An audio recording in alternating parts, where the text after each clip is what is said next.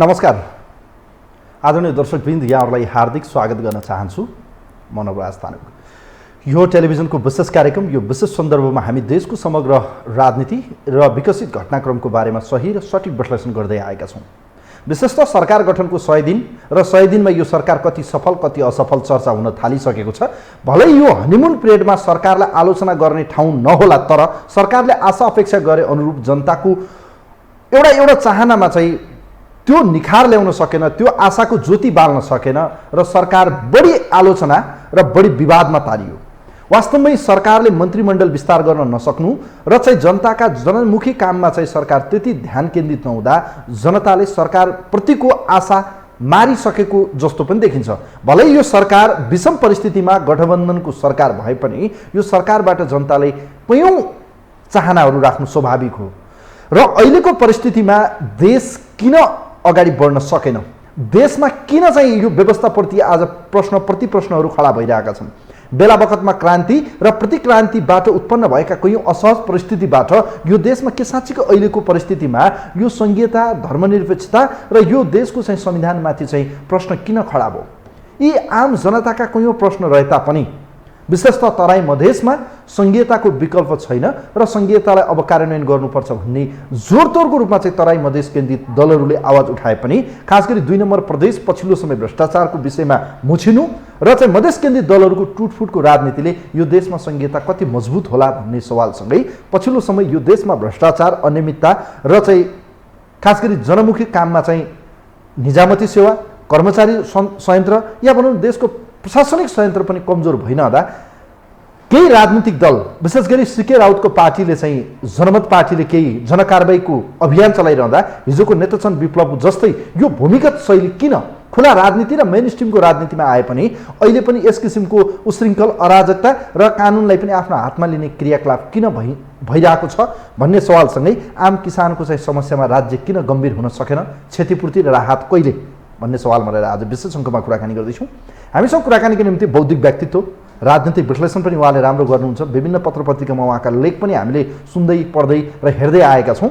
विशेषतः राष्ट्रिय राजनीतिमा चाहिँ उहाँ जनता समाजवादी पार्टीको नेता पनि हुनुहुन्छ, प्रचार प्रसार विभाग प्रमुख, केन्द्रीय कार्यकारिणी सदस्य। आजको विशेष अङ्कमा हामीसँग डम्बर खतिवडा हुनुहुन्छ, उहाँलाई म वेलकम गर्न चाहन्छु। खतिवडाज्यू नमस्ते, वेलकम, यहाँलाई स्वागत। धन्यवाद। सन्चै हुनुहुन्छ? ठिक छु। दसैँ कसरी मनाउनु भयो? दसैँ परिवारसँग भेटघाट गरेर मूल घर गइयो सुनसरी, होइन? त्यही बेला झरी पानी पनि आयो, अब पूर्वतिर धेरै क्षति पनि गर्यो। तपाईँले अघि भन्नुभयो धान बाली लगायत, होइन, बस्तीहरूमा पस्यो। अब त्यही सन्दर्भमा अब दसैँ त्यसरी नै बित्यो। एउटा राजनीतिक कर्मी, अब देशको समग्र राजनीति विषयवस्तु पनि हामी कोट्याउँछौँ, जनताको जनजीविकाको विषयमा पनि हामी बहस गर्नै पर्छ। डमरजी, मलाई एउटा कुरा यहाँनिर जान्न चाहेको विषय, अहिले जनताको यो समस्यामा सरकारले मलम लाउन किन ढिलाइ गर्यो भनेर एउटा जनताको प्रतिनिधित्व गर्न जाँदा एकजना राजनीतिक कर्मीको नाताले के साँच्चै यतिले मात्रै पुग्छ अनुगमन गर्ने, यसो हेर्ने, सान्त्वना दिने, म गर्छु, हामी गर्छौँ भन्ने आश्वासनले मात्रै पुग्छ कि केही अरू पनि गर्नुपर्छ? अब यसपालिको झरी र यसले गरेको क्षति, होइन, धनजनको क्षति जुन तपाईँले जुन मुद्दा आकर्षित गर्नुभयो, यसलाई दुईटा पाटोबाट हेर्नुपर्छ जस्तो मलाई लाग्छ। एउटा भनेको यस्तो किन भइरहेछ, होइन, यो विशेष गरी विश्वभरि नै विश्व तापमान वृद्धिको कुरा, जलवायु परिवर्तनको कुरा, त्यसको असरहरूको कुरा, होइन, अनि वातावरण र अनुकूलन गर्नुपर्ने कुरा, होइन, लगायतका मुद्दाहरू छन्। अर्कोतिर जुन धनजनको क्षति भएको छ, विशेषतः बाढी बस्तीहरूमा पस्ने, होइन, त्यसपछि पहिरो जाने जुन कुराहरू छ, यसको पनि लङ टर्म के प्रश्नहरू छन्, जस्तो अव्यवस्थित सहरीकरण, ढल निकास, कुलेसाहरूको व्यवस्थापन नभएको, होइन, अनि नदी प्रणालीमाथि हामीले जुन चाहिँ अलिकति अस्वाभाविक खालको, अप्राकृतिक खालको हस्तक्षेप गरेका छौँ, यी चिजहरूलाई हामीले कसरी समाधान गर्ने होला भावी दिनमा? यो त निकै भयावह भइसक्यो। कुनै एउटा घटना हुन्छ, हामी 2-4 दिन त्यसको चर्चा गर्छौँ, फेरि सेलाएर जान्छ, होइन। केही महिना अगाडि मात्रै तपाईँको मेलम्चीको त्यो ठुलो घटना भयो, होइन, फेरि तुरुन्तै अब त मनसुन गयो होला भनेर हामीले भन्यौँ, कार्तिक छोएको बेला यत्रो ठुलो विपद आयो, होइन। अब यो सबै चिजलाई दीर्घकालीन हिसाबले कसरी बुझ्ने भन्ने एउटा ठुलो प्रश्न चाहिँ हामी सबैमाथि, होइन, मानव जातिमाथि, विश्व समुदायमाथि, नेपालका राजनीतिक दलहरूमाथि, प्रशासनमाथि, सबैमाथि हामी एउटा यो हाम्रो जियोग्राफिकली हाम्रो संरचनागत रूपमा पनि हाम्रो भूबनौटले पनि साथ नदिएको हो कि के प्रकृतिले चाहिँ हामीलाई यसरी बेला बखतमा चाहिँ भनौँ न एक किसिमको चाहिँ वज्रपात गरिरहने परिस्थिति त कहिले नरोकिने हो नि त। यो त प्रकृतिसँग त हामीले कसरी च्यालेन्ज गर्न सक्छौँ खर्देउडाजी? होइन होइन, यसमा त्यही म भन्दै थिएँ कि त्यो प्रकृतिले हामीलाई साथ नदिएको भन्ने कुरा हुँदैन होइन। किन प्रकृति त हामी कोहीका लागि मात्रै बनेको होइन। तर हामी मानव जातिको उत्पत्ति या हाम्रो जन्म हुनुभन्दा लाखौँ करोडौँ वर्ष अगाडि चाहिँ यो प्रकृति निर्माण भयो होला होइन। त्यसैले त्यो तपाईँ हामीलाई दुःख दिनकै लागि भनेर निर्माण भएको होइन। हामीले बुझ्नुपर्ने कुरा के हो भने प्रकृतिको रहस्य के हो होइन, या प्रकृतिको सहजता के हो, त्यस अनुकूल हामीले आफूलाई ढाल्यौँ कि ढालेनौँ, त्यस अनुसारका बस्तीहरू बनायौँ कि बनाएनौँ, त्यस अनुकूल जग्गा जमिनहरूको हामीले बाँडफाँड गऱ्यौँ कि गरेनौँ, खेतीयोग्य ठाउँमा खेती गऱ्यौँ कि गरेनौँ, बस्ती योग्य ठाउँमा बस्ती राख्यौँ कि राखेनौँ, सहरीकरण गर्दा किन हामीले चाहिँ किन राज्यले त्यसलाई चाहिँ गरिदियो होइन। खोला नालाको किनारमा ठुलो एउटा स्पेस छोड्नुपर्छ भन्ने त सामान्य ज्ञान सबै कुराहरू फेरि एउटा बहसमा मात्रै सीमित हुने क्या खतिवटा। तर यो विपत्ति भइसकेपछि सबैको ध्यान फेरि सरकारप्रति नै हुने। सरकारले के राहत दियो, क्षतिपूर्ति दियो, यो आशा गर्छु। मैले त्यो पाटोमा पनि आउँदै थिएँ। दोस्रो कुरा तपाईँले यो भन्नुभएको होला होइन कि अब सरकारले कसरी यो सब चिजलाई रेस्पोन्स गर्छ। हामीले रेस्पोन्स गर्ने दुईवटा तरिका हो। एउटा त अघिल्लो पाटो जुन मैले भने यसमा एउटा दीर्घकालीन छलफल हुनुपर्छ, एउटा हामीले राष्ट्रिय नीति नै बनाउनुपर्छ र निर्ममतापूर्वक एउटा दिगो विकासको कन्सेप्ट अनुसार होइन हामीले चाहिँ यी सबै चिजहरूलाई समस्याहरूलाई चाहिँ व्यवस्थापन गर्नुपर्ने हुन्छ। र दोस्रो कुरा जुन जनजनको क्षति भएको छ, अब यसमा अविलम्ब रेस्पोन्स गर्ने कुरा होइन, राहतको कुरा, उद्धारको कुरा, क्षतिपूर्तिको कुरा होइन, पीडित परिवारलाई चाहिँ अलिकति मानवीय संवेदना दिने र उहाँहरूलाई चाहिँ अलिक जोगाएर लाने कुरा, अब यो सबै चिजमा चाहिँ सरकारले केही न केही अविलम्ब कुनै नीति ल्याउनुपर्छ भन्ने मलाई लाग्छ। र मलाई लाग्छ गठबन्धन दलको नेताहरूको बिचमा अब यसमा केही न केही सरसल्लाह भएको होला। म दसैँबाट भर्खर फर्केको हुनाले म ठ्याक्कै के भयो के हुँदैछ भन्ने ठ्याक्कै सूचना त मसँग अहिले आजकै मितिमा छैन। ठिक छ, सरकारले यी विषयलाई सम्बोधन गर्नुपर्छ भन्ने कुरा। ल ठिक छ, अब कुरा गरौँ खास गरी यो ताजा घटनाबाटै सुरु गरौँ। यो मधेसमा राजनीति गर्ने राजनीतिक दलहरू अलिकति उग्र, हिजो फोरम हुँदा पनि त्यो किसिमको देखियो। हिजो त्यही मधेस केन्द्रबाट विद्रोह गरेको एउटा शक्तिको रूपमा आएको चाहिँ विभिन्न त्यहाँका चाहिँ समूहहरू हामीले हेऱ्यौँ। गोइद समूह भयो, सिके समूह भयो, कुनै समूह हामीले हेऱ्यौँ। माओवादीलाई पनि त्यो खण्डमा लिइन्छ। हिजो माओवादीको अलगै माओवादीको रूपमा हेऱ्यौँ, मातृका यादवको माओवादीलाई पनि हामीले हेऱ्यौँ। यो अहिले पछिल्लो समय भ्रष्टाचारलाई म नियन्त्रण गर्छु, म राज्य हो या सरकारको निकायले चाहिँ भ्रष्टाचार बढी गर्यो, यसलाई चाहिँ कारबाही गर्नुपर्छ भनेर जनकारबाही गर्दै जुन सिके राउत, हिजो विप्लवले पनि त्यस किसिमको क्रियाकलाप गरे। डाक्टर सिके राउतको पार्टी जनमत पार्टीले जुन हिजो मात्रै एउटा कुशवाहा भनिने खानेपानीको सह हाकिम या एक किसिमको निमित्त प्रमुखलाई चाहिँ भनौँ न एक किसिमको चाहिँ हिलो छ्याप्ने, नाङ्गे झार पारेर चाहिँ बजार परिक्रमा गर्ने यो क्रियाकलापले साँच्चीकै मधेसको राजनीति यस्तै हो कि यो बौद्धिक सर्कलमा मानिएको डक्टरसम्म उहाँले चाहिँ यो नैतिकताको कुरा पनि गर्नु होला बेला बखतमा। यो तराईको राजनीतिलाई तपाईँ कसरी हेर्नुहुन्छ? डाक्टर सिके राउतको पार्टीको क्रियाकलाप के हो यो? पहिलो कुरा त सिके राउत भन्ने जुन पात्र हुनुहुन्छ होइन हाम्रो देशमा, र उहाँ जसरी नेपालको राजनीतिमा आउनुभयो या आउन खोज्दै हुनुहुन्छ होइन, त्यसको पछाडिका केही विसङ्गतिहरू देखिन्छ। एउटा राजनीतिक महत्त्वाकांक्षा हुनु र जबरजस्त चर्चामा आएर आफूलाई स्थापित गर्न खोज्नु तर एउटा पाटो हो। त्यसरी मात्रै कुनै पनि पार्टी या व्यक्तिको राजनीतिमा स्थापित हुन सक्छ जस्तो मलाई लाग्दैन होइन। अब सुरुमा उहाँ चाहिँ मधेस मुभमेन्ट हुँदा उहाँ मधेस मुभमेन्टमा हुनुहुन्थेन, ध्यान दिनुपर्ने कुरा। कता हुनुहुन्थ्यो त्यति थाहा पनि, उहाँ पढ्नमा बाहिर हुनुहुन्थ्यो। जतिखेरसम्म मधेस त्यत्रो जनसमुदायहरूको एउटा सहभागितामा मधेस मुभमेन्ट भयो होइन, त्यसपछिको उहाँको स्ट्यान्ड या सहभागिता के हो भन्ने मोरल क्वेसन उहाँसँग एउटा छँदैछ। जब मधेस आन्दोलनले के उपलब्धिहरू हासिल गर्यो, सङ्घीयता स्थापित गर्ने, समानुपातिक निर्वाचन प्रणाली आदि भए पनि लागू गर्ने होइन, जागिरहरूमा आरक्षण र कोटा प्रणालीहरू सुरु हुने होइन, समावेशिता अलिक मूर्त हुने होइन, यस्तो चिजहरू जब अलिकति हुँदै गयो त्यसपछि उहाँ आउनुभयो होइन। त्यसपछि उहाँले विखण्डनको नारा दिनु होइन। विखण्डनको नारा त्यो गलत थियो र त्यो कुनै मधेस आन्दोलनकै पनि मेन स्ट्रिम पार्टीहरूले, नेताहरूले, जनताहरूले उहाँलाई खासै साथ दिएन। त्यसपछि उहाँ जेल पर्नुभयो होइन र आफूलाई मान्डेला या चाहिँ गान्धीसँग तुलना गर्न थाल्नुभयो होइन। मान्डेला या गान्धीलाई सँग तुलना गर्ने व्यक्तिले बुझ्नु पर्थ्यो कि मान्डेला र गान्धी भनेको कस्तो आदर्श हो होइन। उहाँ चाहिँ एउटा 2-4 महिना कति जेल बस्नुभयो होइन, ओली सरकारसँग गएर आत्मसमर्पण गर्नुभयो अनि शान्तिपूर्ण राजनीतिमा आएँ भन्नुभयो, आफ्नो स्थापनाकालीन मुद्दा मैले छोडिदिएँ भन्नुभयो होइन। त्यो दुईवटा चिज भए बापत उहाँलाई जेलबाट निकालिदिएर ओली सरकारले चाहिँ एउटा अभयदान दियो होइन। अब अहिले उहाँले जुन किसिमको गतिविधिहरू गर्दै हुनुहुन्छ त्यो गान्धी र मान्डेलासँग तुलना गर्ने व्यक्तिले गर्नु हुने काम हो कि होइन होइन। डेमोक्रेटिक मुलुकमा कुनै पनि शान्तिपूर्ण राजनीति गर्छु, अहिंसात्मक राजनीति गर्छु भन्ने शक्तिले होइन तपाईँको के भन्दाखेरि कानुन हातमा लिएर, कानुन हातमा लिने एउटा पाटो हो, त्यो राज्यसँगको लडाइँ भयो ल। तर कुनै पनि व्यक्तिको मानवीय मर्यादा, मान्छेलाई नाङ्गै पार्नु होइन, सार्वजनिक रूपमा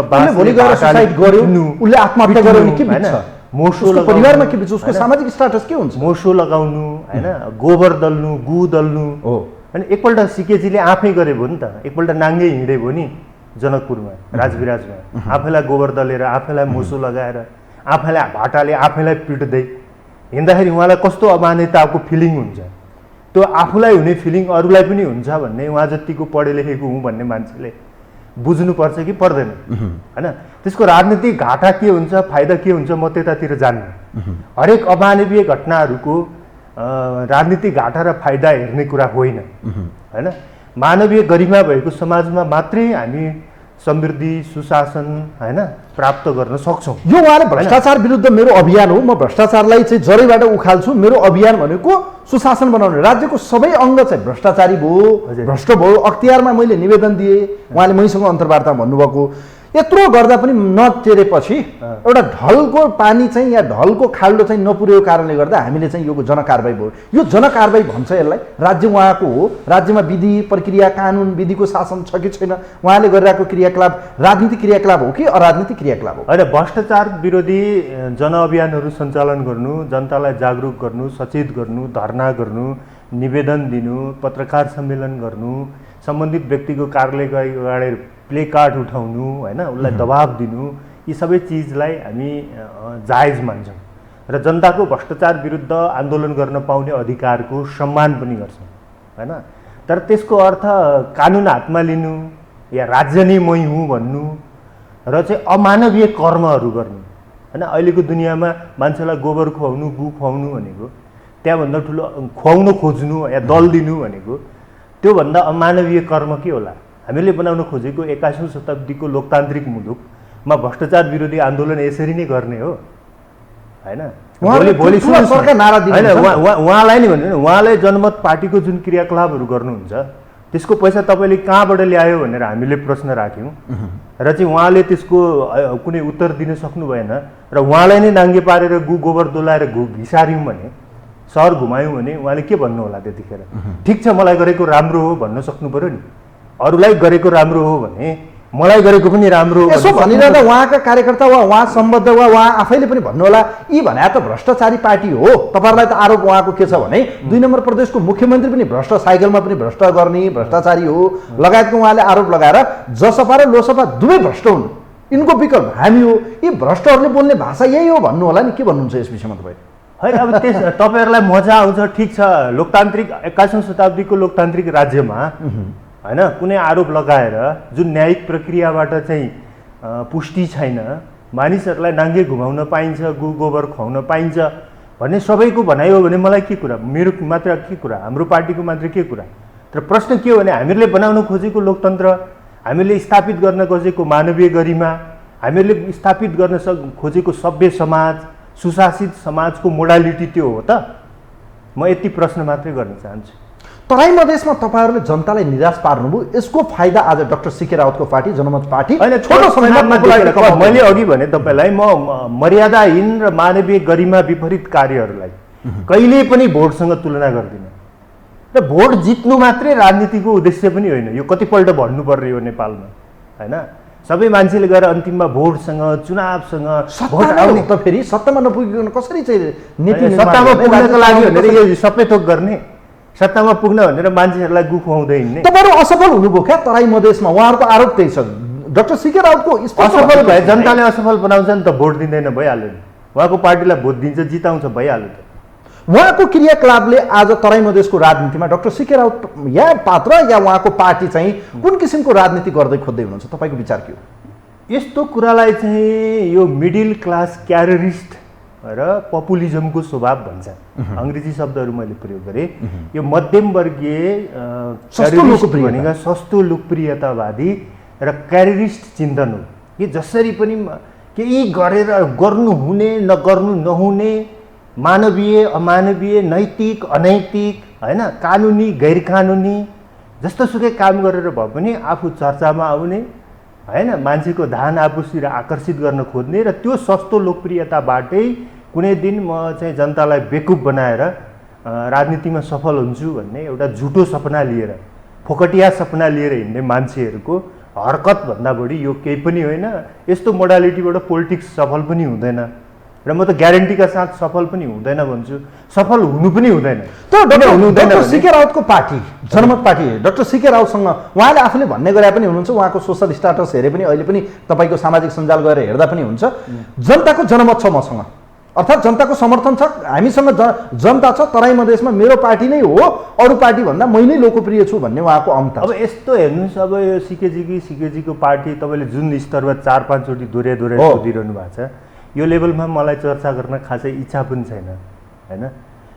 त्यो हो भने त्यो पुष्टि हुनु पऱ्यो नि त, होइन, कि त कुनै ठुलो राजनीतिक आन्दोलनबाट पुष्टि हुनु पऱ्यो, त्यसमा जनताको सहभागिताबाट पुष्टि हुनु पऱ्यो। जस्तो मधेस जनआन्दोलन, मधेस जनविद्रोह भएको थियो, उहाँले गरेको आह्वानमा किन त्यसरी पिपुल्स जाँदैन? एक कि त चुनावबाट पुष्टि हुनु पऱ्यो, उहाँले पनि 1-2 चोटि चुनाव उपचुनाव लडिसक्नु भएको छ, कति भोट पाउनु भएको छ त्यो पनि हामी हेरिरहेछौँ, होइन। कि त तपाईँको उहाँको प्रोग्रामप्रति जनताको कुनै शान्तिपूर्ण एउटा ठुलो समर्थन देखिनु पऱ्यो, होइन, त्यो पनि हामी उहाँ देखिरहेछौँ। के गर्न खोज्दै दाबी त कसले हुनुहुन्छ? उहाँको गर्दैन? इन्टेन्सन के हो, उहाँको उद्देश्य के देख्नुहुन्छ तराई मधेसमा अहिले के हो? तपाईँहरूलाई विस्थापित गर्ने तपाईँहरूको पार्टी जसपालाई, या भनौँ त्यहाँको चाहिँ मुख्यमन्त्रीलाई चाहिँ बदनाम गर्ने, या एक किसिमको उहाँको क्रियाकलापलाई नाङ्गे झार पार्ने? अघि मैले जनताको भने प्रचार त्यो गर्ने? एक किसिमको निम्न मध्यमवर्गीय करियरिस्ट, होइन, चिन्तनको उपज हो, सस्तो लोकप्रियतावादी दृष्टिकोण हो। त्यसले कुनै पनि परिणाम ल्याउँदैन, त्यसले मान्छेहरूलाई दुःख दिन्छ, अनावश्यक रूपमा विभिन्न मान्छेहरू मुद्दा लाग्ने, जेल जानुपर्ने अनेकका परिस्थितिहरू सिर्जना गर्छन्, हुन्छ, जसले मान्छेहरूलाई दुःख दिने बाहेक कुनै पनि सार्थक परिणाम चाहिँ ल्याउँदैन। त्यस्तो तरिकालाई सभ्य लोकतन्त्रको परिचय मान्न पनि सकिँदैन र त्यस्तो नीतिहरू इतिहासमा कहीँ कतै कसैले गरेका थिए भने ती पनि स्तुत्य होइनन्, होइन। र इतिहासको कुनै कालखण्डको कसैको घटनालाई चाहिँ देखाएर, होइन, यो कुरालाई जस्टिफाई गर्न खोज्नु भनेको एक प्रकारको त्यो गलत कर्म हो। त्यसमा मलाई यहाँभन्दा बढी के भन्नु? यो नेपालका राजनीतिक दलहरूको संस्कार र जनताप्रतिको अहिलेको फ्रस्ट्रेसन, दुईवटा विषयलाई यहाँनिर चर्चा गर्ने हो भने कतिवटा ज्यू मैले जान्न चाहेको विषय खास गरी अहिलेको राजनीतिक दलहरूका क्रियाकलापले हो कि या यस किसिमको अल्टरनेटिभ पार्टीहरूले चाहिँ आफूलाई स्थापित गर्न खोजिरहेको जस्तो विवेकशील साझा पार्टीले पनि म भ्रष्टाचार विरोधीकै अभियानमा छु भन्ने, उहाँहरू जस्तोले पनि भन्ने, कयौँ नयाँ दलहरू आउलान्, फेरि हिजोको पुराना दलहरूले पनि आफूलाई चाहिँ पुरस्कृत गर्दै सुधार गर्दै आउन खोजिरहेको पनि देखिन्छ। अहिलेका राजनीतिक दलहरू कहाँनिर छुके? किन चाहिँ जनतामा फ्रस्ट्रेसन आयो? किन चाहिँ यस्ता दलहरूले चाहिँ बढी ठाउँ स्पेस पाउनु? हेर्नुहोस्, पहिलो कुरा के बुझ्नुपर्छ भने हाम्रो पार्टी जसपा पनि एउटा अल्टरनेटिभ फोर्स नै हो। हामी यो संविधान बनाउँदाखेरि नै यसको विरोधी थियौँ, यसले आन्दोलन गरेको थियो मधेसमा, र यसमा डाक्टर बाबुराम भट्टराईले पनि संसदलाई छोड्नु भएको थियो, होइन, कार्यकाल बाँकी रहेको संसदलाई छोडेर संविधानमा कहाँनिर अपूर्णता रह्यो भनेर सामाजिक बहस चाहिँ उहाँले सुरु गर्नुभएको थियो। यो पाटो हामीले बिर्सिन हुँदैन। हामी काङ्ग्रेस कम्युनिस्ट जस्तो अहिलेको संस्थापनवादी सोच र संस्थापनवादी विचार राख्ने पार्टी पनि होइन। हामी यो संविधानमा थुप्रै त्रुटिहरू छन्, कमजोरीहरू छन्, यो संविधान संशोधन हुनुपर्छ, यसको शासकीय स्वरूप फेरिनुपर्छ, यसको निर्वाचन प्रणाली फेरिनुपर्छ, यसको चाहिँ संघीयता र प्रदेश पुनर्सीमाङ्कन फेरिनुपर्छ, प्रदेशहरूलाई दिएको अधिकारहरू अपर्याप्त छ, वित्तीय संघीयता हुनुपर्छ, स्वशासन, भाषिक सांस्कृतिक स्वशासन हुनुपर्छ, होइन।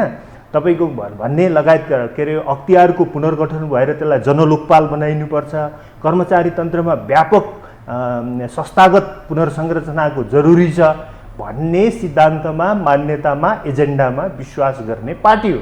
त्यसैले देशमा अहिले जुन सिस्टम चलिरहेको छ यो 74 को निर्वाचनपछि या 72 को संविधान अनुरूप हैन, यसको मुख्य जस अब्जस त यसको संविधान बनाउँदा यो संविधानमाथि अनरसिप दाबी गर्नेहरूको हो नि हैन र, उहाँहरूले दिनुपर्छ यसको उत्तर हैन। हामी त त्यसो हुनाले यो संविधानले देशको समृद्धि, सुशासन, सहभागिता, समावेशितालाई ठोस ढङ्गले मूर्त गर्न सक्दैन, ठोस र मूर्त गर्न सक्दैन।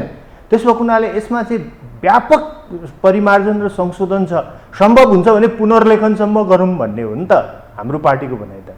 त्यसैले आज राज्य जुन फेलर भइरहेको छ चौतर्फी रूपमा भन्ने जुन भनाइ छ या गुनासो छ या टिप्पणीहरू भइरहेका छन्, यसको उत्तर त आजका संस्थापनवादीहरूले दिनु पर्यो। यो त थोडा 2-4 दिनमा भएको घटना त होइन होला हैन। यसमा त 74-72 साल दलहरूको अकर्मण्यता, दलहरूको अदूरदर्शिता या नेताहरूको चाहिँ एउटा कार्यदक्षता या उहाँहरूको असफलता भनौँ, यो कारणले हो कि आज चाहिँ मान्छेले यो व्यवस्थाकै कारणले गर्दा आज फ्रस्ट्रेसन आयो भन्छन्? के हो, तपाईँ के दोष? यसमा पनि दुईटा पाटो छ। कुनै पनि घटनाको दुईटा पाटो हुन्छ, रात दिन भने जस्तो हैन, गाईकी त्रिशूल भने जस्तो कुनै पनि घटनालाई एउटा पाटोबाट मात्रै हेर्न मिल्दैन। एउटा पाटो छ यसको संस्थागत संरचनागत पक्ष। संस्थागत संरचनागत पक्ष भनेको हाम्रो संविधान यथोचित भयो कि भएन, हाम्रो राज्य प्रणाली यथोचित भयो कि भएन, उपयुक्त भयो कि भएन, कर्मचारी तन्त्र ठिक छ कि छैन, त्यहाँभित्रको नियम कानुनहरू ठिक छन् कि छैनन्, वैधानिक प्रक्रियाहरू उपयुक्त छन् कि छैनन्, अख्तियारको गठन प्रक्रिया ठिक छ कि छैन, त्यसको कपासिटी ठिक छ कि छैन, यी प्रश्नहरू आउँछन् जसले संरचनात्मक समस्या र संरचनात्मक सम्बोधनको माग गर्दछन्। भने दोस्रो भनेको राज्य सञ्चालकहरूको भूमिका। राज्य सञ्चालकहरूको भूमिका कसरी गरे हैन। जस्तो 74 सालमा 72 को संविधान अनुसारको पहिलो इलेक्सन भयो हैन, नेपाल कम्युनिस्ट पार्टी चाहिँ बहुमत सहित आयो, उसको दायित्व हुन्थ्यो उसले 5 वर्ष सरकार चलाउनु हैन। उसले केही बाछाहरू जनताको बीचमा गरेको थियो, राजनीतिक स्थायित्व दिन्छौँ, कम्युनिस्ट एकता टिकाउँछौँ हैन, तपाईको के भन्दाखेरि सुशासन दिन्छौँ हैन, आर्थिक समृद्धिको युगमा देशलाई लान्छौँ, 5 वर्षभित्र $5000 प्रति व्यक्ति आय बनाउँछौँ, काठमाडौँमा मोनोरेल मेट्रो रेल कुदाउँछौँ हैन, केरुङको रेल पोखरा हुँदै लुम्बिनी पुर्याउँछौँ, हिन्द महासागरमा प्रशान्त महासागरमा नेपालको झन्डा हालेर पानी जहाज पुर्याउँछौँ, घर घरमा ग्यास के अरे सिलिन्डर बोक्नुपर्ने यो पुर्याउँछौँ, घर घरमा भान्सा भान्सामा पाइपलाइन पुर्याउँछौँ भन्ने जस्ता बाचाहरू गरेर कम्युनिस्ट पार्टी सत्तामा आयो। तर सत्तामा आएको 4 यो अहिले हामी जुन सरकारमा छौँ, हामी त यो हामीले चाहेर बनाएको सरकार हो र, हामी त 5 वर्ष सरकारमा जाने कुनै कल्पना हामीसँग थिएन, किन हामी त अपोजिसनको रोलको लागि जनताबाट अनुमोदित थियौँ हैन। भने यो अहिले जुन परिस्थिति आयो यसको मुख्य 2-3टा कारणहरू छन्। एउटा संविधान निर्माण गर्दा बखतको अपर्याप्तहरू, त्यो संरचनागत हो, त्यसलाई संवैधानिक सुधारबाट ठिक गर्नुपर्छ। दोस्रो कुरा नेकपाले गत चुनावमा दिएका भ्रामक नारा र त्यसपछि भएको नेकपाको विभाजन हैन, त्यो दोस्रो कारण। उहाँहरूले एक त भ्रामक नाराहरू दिनुभयो हैन, ल मलाई देखाउनुस् तपाईँले नारा दिएको हो कि होइन, हिन्द महासागरमा पानी जहाज भनेको हो कि होइन, घर घरमा ग्यास पाइप भनेको हो कि होइन, काठमाडौँमा मोनोरेल मेट्रो रेल भनेको हो कि होइन, 5000 प्रति व्यक्ति आय 5 वर्षमा भनेको हो कि होइन, त्यो तपाईँको घोषणापत्रमा छ कि छैन? त्यो घोषणापत्र लेख्नेहरूले आज उभिएर भन्नुन् न, त्यस अनुसार तपाईँले झन्डै 2/3 पाएको हो कि होइन? आज देशलाई जुन व्यथितिमा पुर्याइयो, भने आज यो जुन कन्डिसनमा आज राष्ट्र पुगेको छ यसको सबै दोष भनेको मुख्य गरिकन नेकपाको र नेकपाभित्र पनि ओली गुटको हैन। किनभने ओलीले भन्नुभएको थियो नि त, गत चुनावको जनादेश मेरो जनादेश हो, मलाई दिएर दिएको जनादेश हो भन्नुभएको थियो कि थिएन? अनि आज सरकार उहाँलाई हटाउनु पर्ने, उहाँलाई 7वटा प्रदेशबाट लखेट्नु पर्ने, सङ्घीय सरकारबाट लखेट्नु पर्ने, राजा ज्ञानेन्द्रलाई नारायण नीतिबाट निकालेर तपाईँको नागार्जुन खेदे जस्तो केपी ओलीलाई चाहिँ बालवाटा र सिंहदरबारबाट निकालेर बालकोट खेद्नुपर्ने स्थिति कसले बनायो आज हैन? यसको उत्तर दिनुपर्छ कि पर्दैन? तर म त तपाईँहरूले चाहिँ घेराबन्दी गर्दा यो देश चाहिँ तपाईँहरूले बर्बाद पार्नुभयो भन्ने आरोप उहाँको छ क्या। संसदीय लोकतन्त्र भनेको के हो? एक त संसदीय लोकतन्त्र छ, यसको आदर्श व्यवस्था पनि हाम्रो पार्टीहरूलाई मान्दैन। हामी त भन्दैछौँ संसदीय लोकतन्त्र नै फेरौँ। उहाँहरूले नै संसदीय लोकतन्त्रको संविधान बनाउनु भयो भने संसदीय लोकतन्त्रको रक्षा गर्नु, त्यसको डेलिभरी दिनु, त्यसको ओनरसिप लिनु उहाँहरूको दायित्व थियो कि थिएन? होइन, उहाँहरूको पार्टीलाई कसले फुट्नु भनेको थियो? हामीले फुट्नु भनेको थियो? उहाँहरूको पार्टीलाई 4 टुक्रा हामीले बनाइदिएको हो? ओलीलाई चाहिँ जबरजस्ती संसद विघटन गर्न हामीले लगाएको हो? संविधानमा नभएको अधिकार चाहिँ संसदीय व्यवस्थाको प्रधानमन्त्रीले युज गर्न सक्छ? अनि यो सरकारको घाँडो त अहिले भिराइएको हो नि सिचुएसनले। स्वयं अहिलेको सरकार तपाईँहरूले नचाहेको भए त चुनावमा जानु पर्थ्यो भन्ने पो आएको छ त। चुनावमा जानु पर्थ्यो भने त चुनावमा जाने व्यवस्था संविधानमा गर्नु पर्थ्यो नि त। संवैधानिक लोकतन्त्रमा जनमत मलाई थियो, जनताको अभिमत मसँग हो, मलाई काम गर्ने वातावरण भएन, विवाद भयो, मैले सरकार सञ्चालन गर्न मलाई अप्ठ्यारो भयो, म चुनावमा जान्छु भनेर उहाँ जान खोज्दा तपाईँहरूले चाहिँ हटाएर चाहिँ आफ्नो सरकार बनाउँदा उहाँको चाहिँ अहिले जुन उहाँले दुखेसो पोख्नुहुन्छ, अहिले उहाँले आफैले पनि एक किसिमको भडास पोख्नुहुन्छ। म त चुनावमा जान खोज्दै थिएँ, यी दलहरूले मलाई घेराबन्दी गर्दा आज यो त्यसो भए ओलीहरूले सरकार संविधान बनाउँदा जुन संविधान हामीले संसारको उत्कृष्ट बनायौँ भन्ने उहाँहरूको भनाइ थियो, त्यतिखेर संविधानको कुनै धारामा कुनै बहुमत प्राप्त गरेको पार्टी संसदमा फुट्यो भने उसले त्यो प्रक्रियाबाट संसदको बहुमत गुमायो भने नयाँ चुनावमा जान पाउने छ भनेर किन नलेखेको? लेख्नु पर्थ्यो नि त संविधान बनाउँदै। या उहाँहरूसँग दुईटै थियो भने पार्लियामेन्टभित्र मैले सरकार चलाउन सकिनँ, त्यही भएर नयाँ ताजा जनादेशमा द्याउँ भनेर संसदभित्र चाहिँ मध्यावधि निर्वाचनमा जाने प्रस्ताव ल्याएर 2/3बाट अनुमोदन किन नगराएको? यो त संवैधानिक लोकतन्त्र हो नि। संवैधानिक लोकतन्त्रमा संविधानमा लेखिसकेपछि तपाईँलाई मन परे पनि मन नपरे पनि, तपाईँको अनुकूल भए पनि प्रतिकूल भए पनि कि त त्यसलाई 2/3 पुर्याएर संशोधन गर्नुपर्छ कि त त्यसलाई मान्नुपर्छ।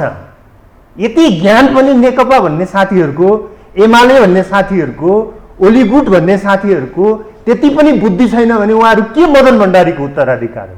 मदन भण्डारीको जनताको बहुदलीय जनवादको 14 विशेषताको पहिलो विशेषतामै संविधानको सर्वोच्चता भन्ने बुँदा छ भन्ने आजसम्म उहाँहरूले पढ्नु भएको छैन भने मदन भण्डारीको फोटो चाहिँ किन पूजा गरेर हिँडेको? त्यति उहाँहरूलाई थाहा छैन कि संवैधानिक लोकतन्त्रमा संविधानमा कि लेख्नुपर्छ कि संविधान संशोधन गर्नुपर्छ? यति ज्ञान छैन भने उहाँहरू के लोकतन्त्रको कुरा गर्नुहुन्छ? अनि आज देशलाई उहाँहरूले जुन हालतमा पुर्याउनु भयो यसको जिम्मा लिनु पर्दैन? 5 वर्ष सरकार तमाउन तपाईँहरूलाई कसले रोकेको थियो?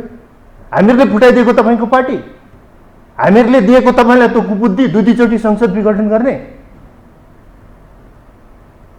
अब यसो भनिरहँदा मलाई एउटा कुरा यहाँनिर भन्नुहोस् न, जस्तो अहिले यो व्यवस्थामा चाहिँ विभिन्न किसिमका प्रश्न खडा भए। हजुर, जस्तो अहिले यो संहिताको विषयमा पनि कुरा भइरहेको छ, तपाईँलाई थाहा छ।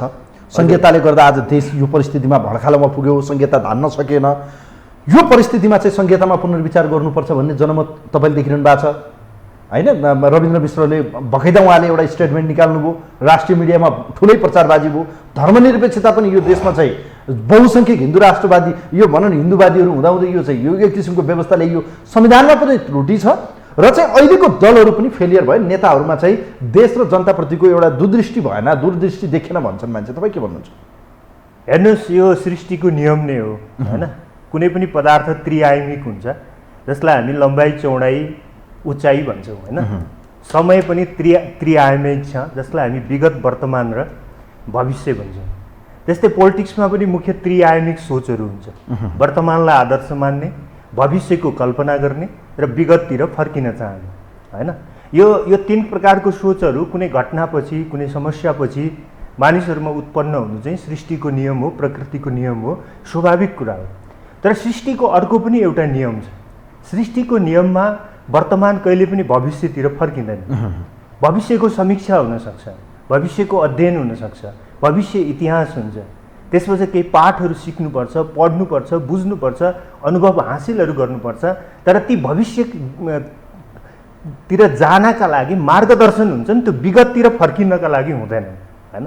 त्यसैले अहिले 3टा खालको सोच हाम्रो देशमा एकसाथ छ। एउटा यो संविधान आदर्श संविधान हो, यही ठिक हो, यही संसदीय व्यवस्था ठिक हो, यही शासकीय स्वरूप ठिक हो, यही निर्वाचन प्रणाली ठिक हो, यो जे भइरहेको छ सबै राम्रो छ भइरहेछ भन्ने एउटा सोच, यो सोचको नेतृत्व मूलतः काङ्ग्रेस र कम्युनिस्ट साथीहरूले गर्दछन्। अर्को एउटा सोच छ जसलाई हामी पश्चगामी पुरातनपन्थी रूढिवादी या कन्जर्भेटिभ या नव कन्जर्भेटिभ सोच भन्छौँ, जसको नेतृत्व राप्रपा र विवेकशील साझा पार्टीले गर्छ। रविन्द्र मिश्रजीले गर्नुहुन्छ, विशेष गरी साझादारले गर्छ साझा पार्टीभित्र। त्यो भनेको राप्रपा भनेको कन्जर्भेटिभ पार्टी हो भने साझा पार्टी भनेको न्यू कन्जर्भेटिभ पार्टी हो, होइन, नवसम्वर्धनवादी पार्टी हो। उनीहरू विगततिर फर्किन चाहन्छन्, त्यसैले उनीहरूले गणतन्त्रलाई पनि गाली गर्छन्, उनीहरूले संहितालाई पनि गाली गर्छन्, उनीहरूले समावेशितालाई पनि गाली गर्छन्, उनीहरूले लोकतन्त्रलाई पनि गाली गर्छन्, उनीहरूले गणतन्त्रलाई पनि गाली गर्छन्। त्यो विगततिर फर्किने चाहनाको अभिव्यक्ति हो, त्यो हुनेवाला छैन। र तेस्रो धार भनेको अहिलेको हिजोको इतिहास ठिक छ, त्यसबाट शिक्षा लिनुपर्छ। हाम्रो लोकतान्त्रिक आन्दोलन अहिलेसम्म जहाँसम्म आइपुग्यो यसका पोजिटिभ पार्टहरूको रक्षा गर्नुपर्छ। तर अहिलेको संविधान शासकीय स्वरूप र निर्वाचन प्रणाली पर्याप्त छैन, त्यसैले हामी विगततिर फर्किने होइन, हामी भविष्यतिर जानुपर्छ र जान सकिने पनि भविष्य नै हो। आज मैले दिनभरि गलत काम गरेर मैले चुप लागेर आजको दिन खेर फालेँ भने भोलि बिहान उठेर मैले आजको दिनलाई त सदुपयोग गर्न सक्दिनँ नि। पर आज खेर फालेको समयलाई मनमा राखेर हिजोको जस्तो गर्नु हुँदैन भनेर भोलिलाई सदुपयोग गर्न सक्छु, होइन। त्यसैले कुनै पनि समाज विगततिर फर्किँदैन, या फर्कियो भने पनि त्यो दुर्लभ हुन्छ। अफगानिस्तानमा तालिबान फर्के जस्तो, होइन। अफगानिस्तानमा तालिबान फर्काए जस्तै नेपालमा राजा फर्काउनु छ, राणा फर्काउनु छ, पञ्चायत फर्काउनु छ, जङ्गबहादुर ल्याउनु छ, राजा फर्काउँछु कसैलाई छ भन्नु छ भने त्यसमा मेरो कुनै टिप्पणी छैन, किन त्यस्तो सोचलाई म टिप्पणी योग्य सोच पनि मान्छु। होइन, अहिले ल्याएको उपलब्धिले के दियो त जनतालाई, मलाई भन्नुहोस् त। तपाईँ त अब यो संहिताको पक्षधर, खरो रूपमा तपाईँ यसको पक्षधर मानिने नेता हो। मलाई एउटा कुरा भन्नुहोस्, यो व्यवस्था हामीले ल्यायौँ, आज ल्याएको संविधान 2072 को संविधान अहिले उत्कृष्ट संविधान भलै तपाईँहरूका रिजर्भेसन छन्, मैले माने, तर संहिता र आज यो ल्याएको व्यवस्थाले जनतालाई के दियो मलाई भन्नुहोस् त। यो व्यवस्था अपर्याप्त छ भनेर हामीले संविधान बनाउँदै भनेको हो कि होइन? हो कि होइन? हाम्रो पार्टीले भनेको हो कि होइन? हाम्रो पार्टीमा अहिले भएका सबै धारको नेताहरू, तपाईँहरूको त यो प्रदेशको संरचनात्मक रूपमा हेर्ने भने संख्या कम पनि मिलेको छैन भने एउटा प्रदेशलाई अलग दिनुस् भन्ने तपाईँहरूको अझ विखण्डनकारी सोच पो भन्छ नि त मान्छेले। सुन्नुहोस्, हामीले प्रदेशको सीमाङ्कन पनि मिलेको छैन भने हो, प्रदेशलाई दिएको अधिकार पनि पुग्दो छैन भने हो, प्रदेशलाई दिएको आर्थिक अधिकार वित्तीय संहिता पनि भएन भने हो, हामीले शासकीय स्वरूप पनि मिल्दो भएन भने हो, हामीले निर्वाचन प्रणाली पनि मिल्दो भएन भने हो, हामीले अख्तियारको संरचना र संवैधानिक निकायहरूको संशोधन गर्ने तरिका पनि ठिक भए, के अरे यो नियुक्ति गर्ने तरिका पनि ठिक भएन भने हो, हामीले कर्मचारी तन्त्रको पुनर्गठन गरौँ भने हो कि होइन? हामीले अर्थतन्त्रको ढाँचा पुनर्गठन गरेर सोसलिस्ट मोडेलमा जाउँ, यो नव उदारवादी ढाँचा भयो भन्ने हो कि होइन? यो अहिलेको व्यवस्था, अहिलेको संरचना, अहिलेको संविधान, अहिलेका प्रावधानहरूलाई जोगाउने काम कसले गरेको? यिनी कम्युनिस्ट काङ्ग्रेस साथीहरूले, होइन? अनि अहिले आएर ठुलो कुरो गर्ने, आफूले जिम्मेवारी लिनुपर्ने चिजहरू अन्त पन्छाएर, होइन, आफूलाई पानीमाथिको उभानो देखाउने। आउनुहोस् न, आज पनि राष्ट्रिय सहमति गरौँ, यी सबै विषयमा संवैधानिक परिवर्तनहरू गरौँ, भविष्यतिर जाउँ। किन विगततिर फर्किनु पर्ने भन्ने क्या? म बुझ्दिनँ के कुरो। विगततिर तपाईँ फर्किनै सक्नुहुन्न, के फर्किनुहुन्छ? अनि तर संहिता खारेज गरिदिउँ भन्नेहरू छन् नि भन्नु खोजेको। संहिता कसरी खारेज हुन्छ? अब कङ्ग्रेसभित्र पनि एक किसिमको जनमत छ, एमाले भित्रको महेश बस्नेत लगायत समूह जोरदार रूपमा यो विषयलाई चाहिँ केन्द्रीय कमिटीको बैठकमा राख्नुहुन्छ। अब तपाईँहरू पार्टी खुलेर आउनुहोस् न त। महेश बस्नेत को म तपाईँले नाम भन्नुभयो, सबैको नाम नलिनु कि उहाँहरूले पहिला आफ्नै नेताहरूलाई कन्भिन्स गर्नुहोस्, आफ्नै महाधिवेशनमा त्यो प्रस्ताव भन्दै हुनुहुन्छ उहाँहरूले। गर्नुहोस् न त, गरेपछि भन्नुला नि त। उहाँहरू यो समाजलाई विगततिर भूततिर फर्काउन मेहनत गर्नु, भविष्यको सपनातिर लान फेरि एकपल्ट सेक्रिफाइस गर्छौँ।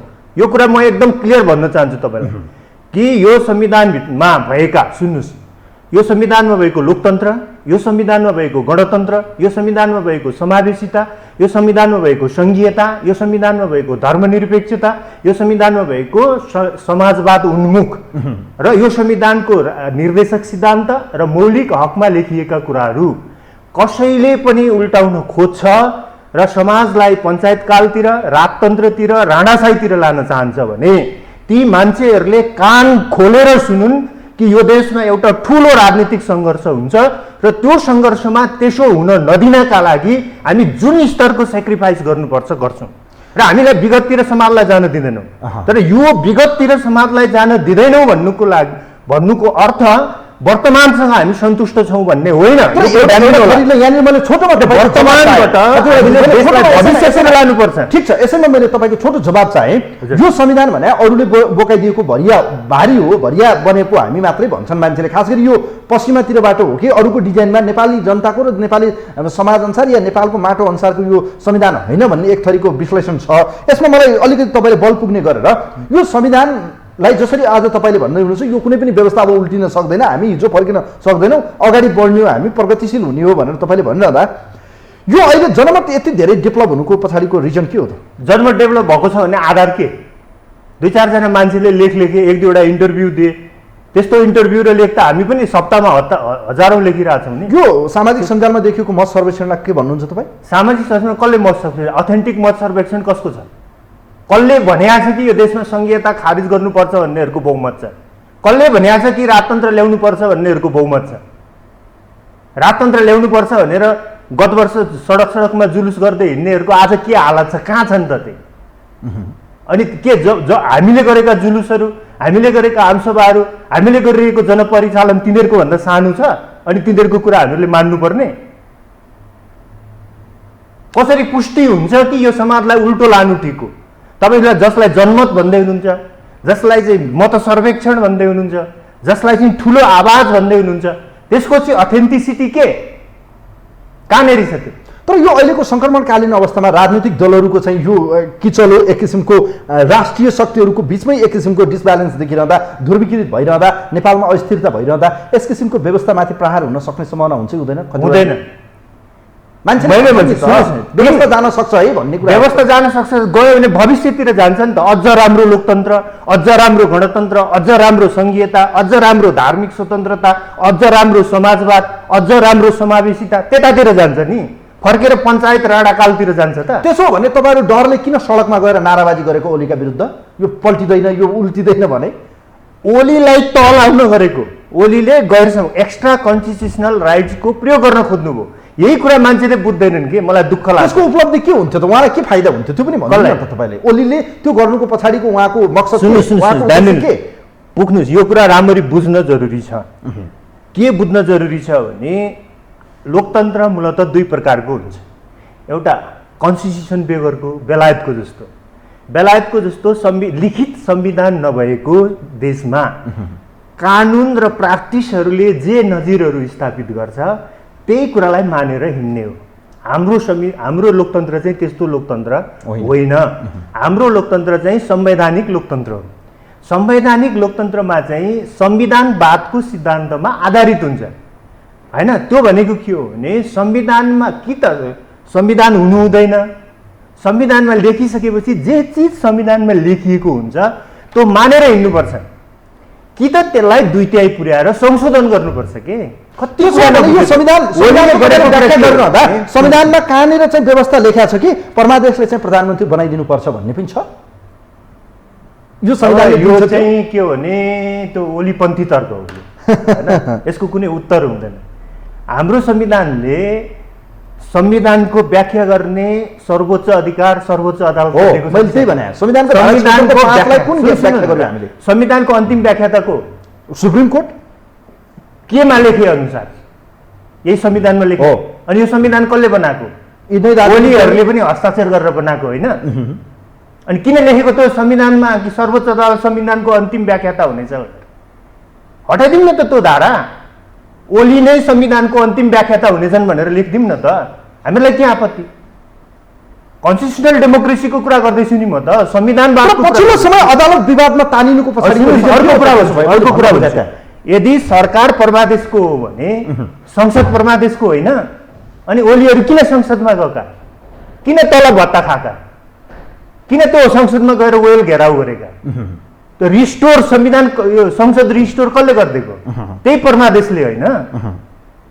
संविधान आफूलाई चाहिएको चिज यदि म ओली हुन्थेँ भने नि, म एउटा कुरो सार्वजनिक रूपमा च्यालेन्ज गरेर भन्छु, अर्को चुनाव भएर चुनाव नचुनिन्जेलसम्म यो संसदको गेटबाट पनि छिर्ने थिएन यदि नैतिकता हुन्थ्यो भने ओलीमा नैतिकता छैन। एउटा पार्लियामेन्टको दुईचोटि हत्या गर्ने अनि त्यही सर्वोच्चको अदालतले स्थापित गरेको संसदलाई चाहिँ परमादेशको संसद नभन्ने अनि त्यहाँ गएर अंश खोज्ने, वेल घेराउ गर्ने, अनेक वितण्डताहरू गर्ने, अराजकताहरू गर्ने, संसद चल्न नदिने। हेर्नुहोस्, पार्लियामेन्ट बिनाको डेमोक्रेसी हुन्छ संसारमा? बन्द छ, 1.5 महिना भयो बन्द छ। हेर्नुहोस्, अनि संसद सरकारमा आफू बस्यो, त्यही पार्लियामेन्ट मार्न खोज्ने विघटन गरेर, विपक्षमा गयो त्यही पार्लियामेन्ट मार्न खोज्ने अवरुद्ध गरेर, अनि आफूलाई डेमोक्रेट्स भन्ने, लोकतन्त्रवादी भन्ने, जबजवादी भन्ने, मदन भण्डारीको उत्तराधिकारी भन्ने, त्यो नैतिकता दिँदैन। अब जस्तो यो अहिले संसद पनि काम गर्न सकेन, सरकारको पनि विवाद र एक किसिमको आलोचना भइरहँदा बाहिर बहस छ। तपाईँ यस विषयमा आफ्नो धारणा म जान्न चाहन्छु। तपाईँको देशमा अहिलेको टटकारो भने संसदले निकास पाएन, संसद बन्धक बन्यो, सरकारले काम गर्न सकेन, अर्ली इलेक्सन। माओवादी केन्द्रले पनि भन्दैछ तिनै तहको चुनाव एकैचोटि गरौँ। अब अर्कोतिर भने उहाँहरूले तिनै तहको भनेको फागुन, early election maybe I think जेठ वैशाख भित्रै गरौँ, उहाँहरूको भनाइ त त्यही हो। नत्र भने त यो संविधान तह यो फागुनमा गर्ने भनेको स्थानीय तह त चुनाव त फेरि मङ्सिर लगेर जानु पर्ला हामीले। उहाँहरूकै समयावधि 15 महिना 14 महिना, अब रहेको 12 महिना। यो हेरिरहँदा अहिले संसदले काम गर्न नसक्नु, सरकारका दलका यो जो सत्तारूढ कलुसन छ एक किसिमको, यो जुन गठबन्धन छ, यो भित्र पनि एक किसिमको अर्ली इलेक्सनको बहस चल्नु, यो अहिलेको सान्दर्भिकता कि असन्दर्भिकता? यो अनौपचारिक बहस हो, त्यसमा कुनै अथेन्टिक एउटा आधिकारिकता नभएको हुनाले त्यसमा कुनै मिडियाको सतहमा आएको विषय कसरी लिने यसलाई? मानिसहरूले चर्चा गरेका हुन्, सम्भावनाबारे छलफल गरेका हुन्। लोकतन्त्रमा चर्चा गर्न, सम्भावनाबारे छलफल गर्न पाइन्छ, तर कुनै डिसिजन इलेक्सन अहिले गर्नु हुँदैन कि हुन्छ? मलाई लाग्छ हाम्रो देशको संवैधानिक व्यवस्थालाई अहिले नै हामीले खलल पुर्याउनु हुँदैन। अहिले अर्ली इलेक्सन जानु हुँदैन त्यति भनेपछि तपाईँले बुझ्नु होइन। यो व्यवस्थामा अहिले त काम गर्न संसदले नसकेपछि के गर्ने त? त्यतिकै बन्धक बनाइरहने, यो भत्ता खाइरहने, जनताको काम नगर्ने त? त्यसको औचित्य के त? संसदको औचित्य जनताले निर्वाचित गरेको सर्वोच्च निर्वाचित संस्था 5 वर्षलाई त्यसको 15 महिना टाइम बाँकी छ। हो, हामीले यो संसद 50 वर्ष रहनुपर्छ भन्ने छैनौँ नि। 15 महिनापछि यसको कार्यकाल सिद्धिन्छ। त्यो हाम्रो संवैधानिक व्यवस्था। यो संवैधानिक व्यवस्था गलत छ भन्ने हामी सबैलाई लाग्छ भने राष्ट्रिय सहमति गरेर यो संवैधानिक व्यवस्था पहिला हटाउँ। ठिक, म यो पनि भन्दैछु कि ओली पक्षको साथीहरूले नबुझ्नु भएको एउटा कुरा के छ भने, बुझ्न नचाहनु भएको, बुझ पचाउनु भएको एउटा कुरा के छ भने, हामी नै उहाँहरूलाई अप्सन दिइरहेको छौँ। यो संविधानमा तपाईँहरूको असन्तुष्टिहरू के हो, यो संविधानमा तपाईँहरू के संशोधन चाहनुहुन्छ, के मध्यावधि प्रधानमन्त्रीले चाहने बित्तिकै गर्न पाउने भन्ने सिस्टम राख्न चाहनुहुन्छ भने राखौँ। हिजो त थियो त, अस्थिरता भइरहने 47 सालको संविधानमा थियो नि। हो त, 47 सालको संविधानमा भएको हुनाले त्यो अस्थिरता भयो भनेर यसमा चाहिँ ब्लकेड, यसमा त्यो रोकेको हो नि। अनि त्यो रोक्ने पनि हामी होइन, तपाईँहरू नै हो नि। अब अहिले तपाईँहरूलाई लाग्छ कि त्यो गल्ती गरिएछ, त्यो गल्ती गरेको छ, संविधानमा कहीँ कुरा मिलेको छैन भन्दा त संविधान घोषणा हुने बेलामा हाम्रो पार्टीले, हाम्रो धेरै नेताहरूले त भनेको हो त, बाबुराम भट्टराईले पनि यो आधा गिलास हो भनेकै हो त, होइन? अनि आउनुहोस् न त मिलाम, एउटा राष्ट्रिय सहमति बनाऊँ, संविधान संशोधन कार्यदल बनाऊँ, होइन? संसदमा भएका सबै पार्टीहरूलाई त्यसमा चाहिँ त्यो आयोगमा या कार्यदलमा राखौँ। त्यसले कहाँनिर के संवैधानिक संशोधनहरू गर्न सकिन्छ भन्ने एउटा स्टडी गरोस्, होइन? त्यसको आधारमा संविधान संशोधनको प्रस्ताव बनाऊँ, होइन? अनि यो सब चिज गर्न संसद अवरुद्ध गरेर हुन्छ?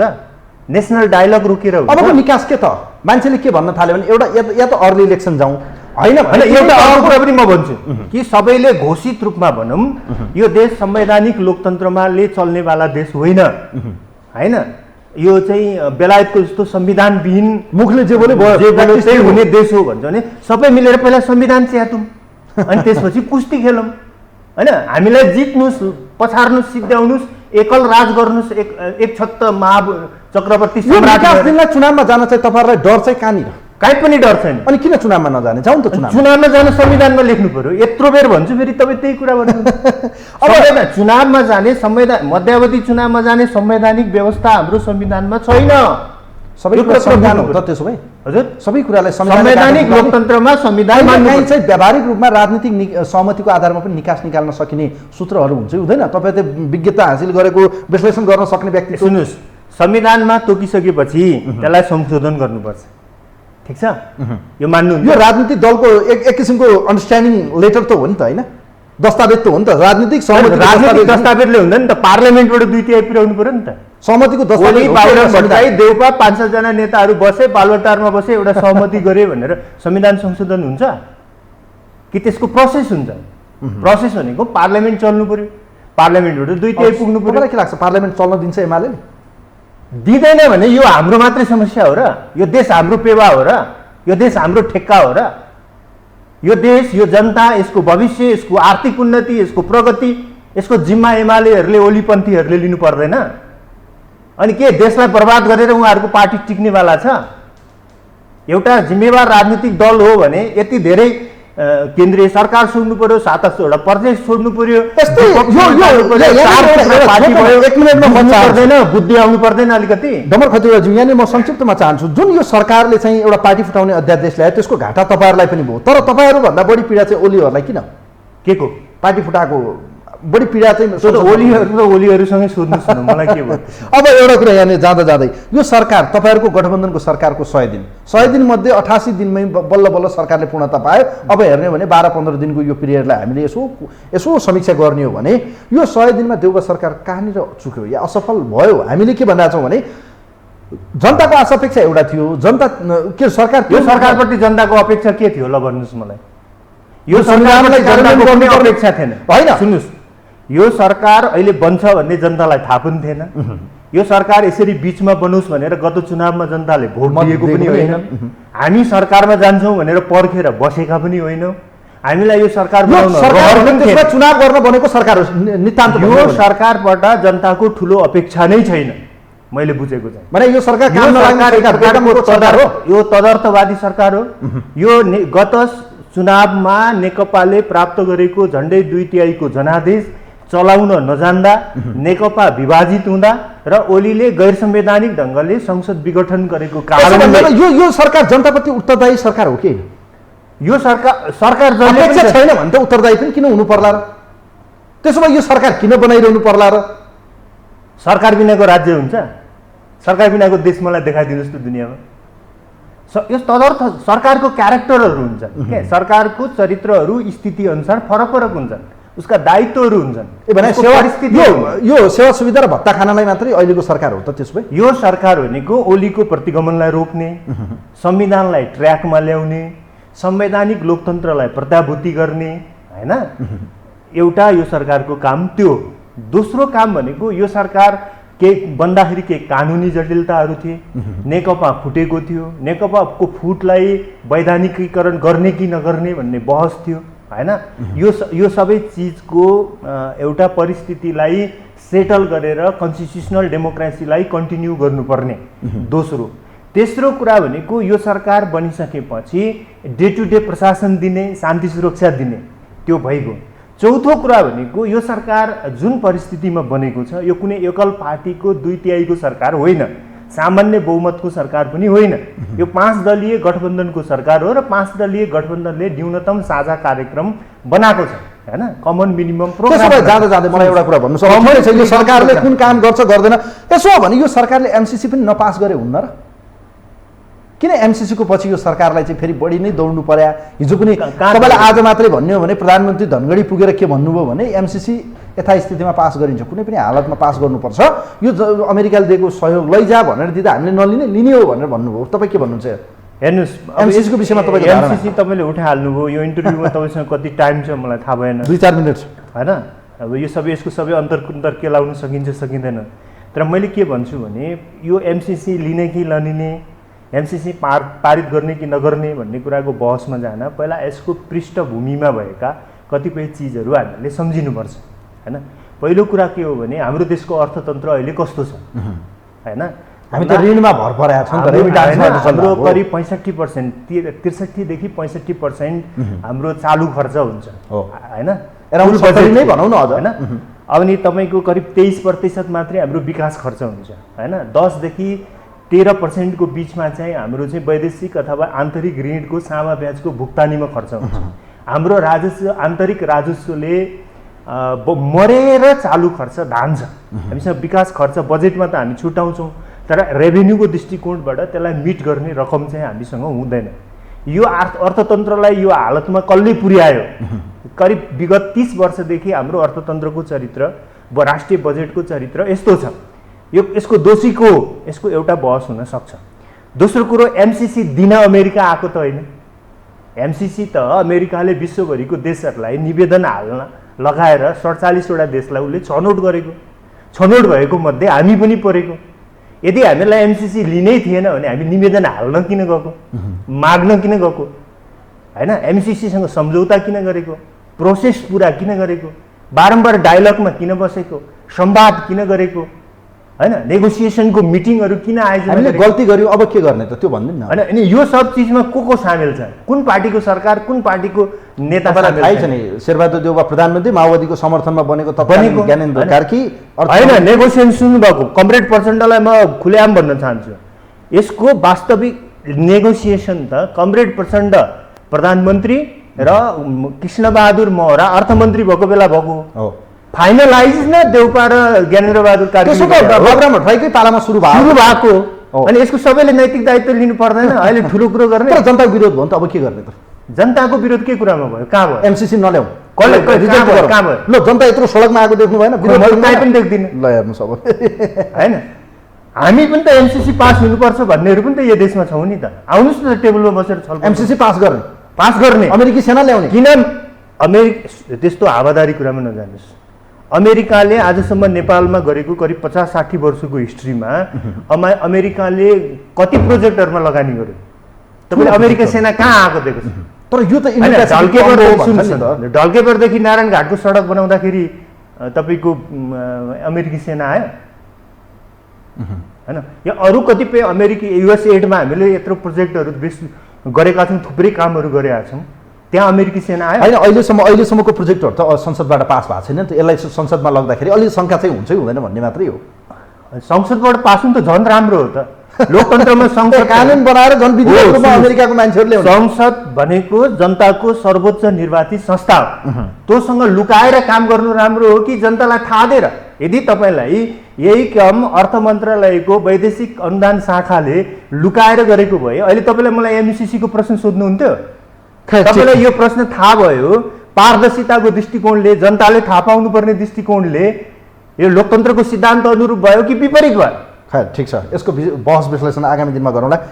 खतिवटा ज्यू बडो महत्त्वपूर्ण विचार र समय दिनुभयो। कार्यक्रममा समय अझै कम जस्तो लागेको थियो, कार्यक्रम सिद्धिको थाहै भएन। म यहाँलाई धेरै धेरै धन्यवाद दिन चाहन्छु। हस्, धन्यवाद। आदरणीय दर्शकवृन्द, यो विशेष लाइभ विशेष सन्दर्भमा हामीसँग नेकपाको यो विवादसँगै देखिएको नेपालको यो राजनीतिक ध्रुवीकरणको सन्दर्भमा रहेर जनता समाजवादी पार्टीका नेता एवं विश्लेषक र त्यस पार्टीका प्रचार प्रसार विभाग प्रमुख डम्बर खतिवडा आजको विशेष अङ्कमा हामीसँग हुनुहुन्थ्यो। उहाँसँग यो समग्र राजनीतिक विषयवस्तुमाथि रहेर चर्चा परिचर्चा बहस गऱ्यो। कार्यक्रम हेरिदिनु भयो। यहाँप्रति धेरै धेरै धन्यवाद दिँदै कार्यक्रमको टिमसँग म पनि बिदा हुन्छु। नमस्कार।